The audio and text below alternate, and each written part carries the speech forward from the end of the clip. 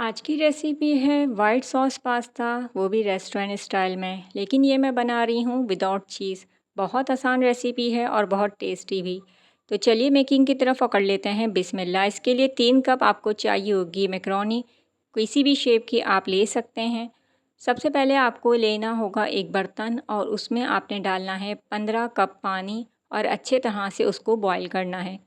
2 teaspoon आपने डालना है उसके अंदर कुकिंग ऑयल और हाफ़ टेबल स्पून आपने डाल देना है नमक। पानी खूब अच्छी तरह गर्म हो जाए तो फिर आपने इसके अंदर ये मैक्रोनी डाल देनी है। बाज़ार में इजीली अवेलेबल है, किसी भी शेप की आप ले सकते हैं जो भी आपको पसंद हो। और फिर इसको आपने मीडियम फ्लेम पर इतना बॉईल करना है कि अच्छे तरीके से ये पक जाए।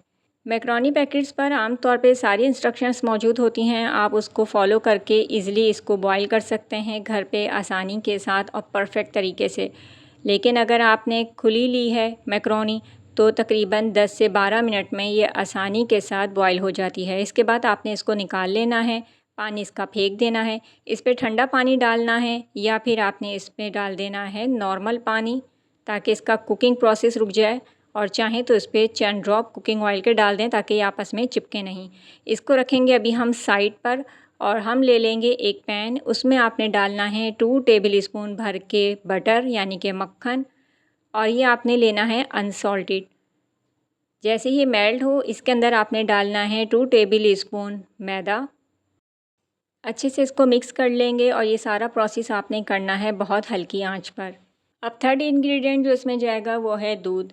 तो यहाँ पे 1.5 कप आपको चाहिए होगा दूध। ये बॉयल दूध है, रूम टेम्परेचर पर है। इसको हम डालेंगे, थोड़ा करके डालेंगे पहले, ताकि इसमें जो हमने मैदा शामिल किया है ये अच्छे से पहले मिक्स हो जाए, ये गुठलियाँ इसमें ख़त्म हों, और उसके बाद बाकी का दूध भी हम इसमें शामिल कर देंगे। रेसिपी पसंद आए तो फीडबैक देना ना भूला करें, इससे मेरी हौसला अफजाई होती है। चैनल पे नए आए हैं तो चैनल को सब्सक्राइब के साथ बेल नोटिफिकेशन को ऑन करना ना भूलें। इससे मेरी हर नई वीडियो की नोटिफिकेशन आपको फ़ौरन मिल जाएगी और कोई वीडियो आपसे मिस नहीं होगी। तो चलिए रेसिपी की तरफ आगे बढ़ते हैं।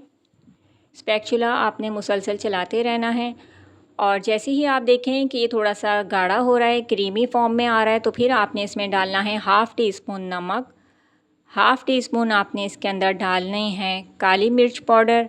हाफ़ टी स्पून आपका इसमें चला जाएगा ऑरिगानो और हाफ़ टी स्पून ही इसके अंदर जाएगा लहसुन powder.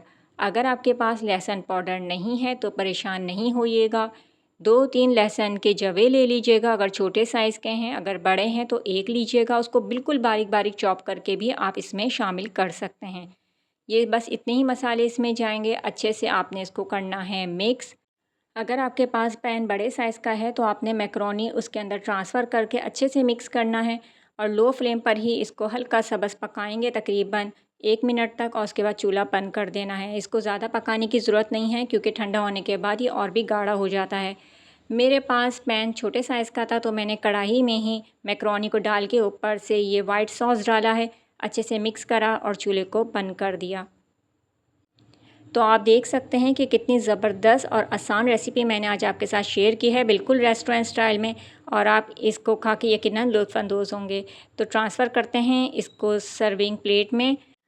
White sauce pasta recipe perfect recipe है आपकी बर्थडे पार्टीज़ के लिए भी, आपकी शाम की चाय के साथ भी, और आपके मेहमानों के लिए भी।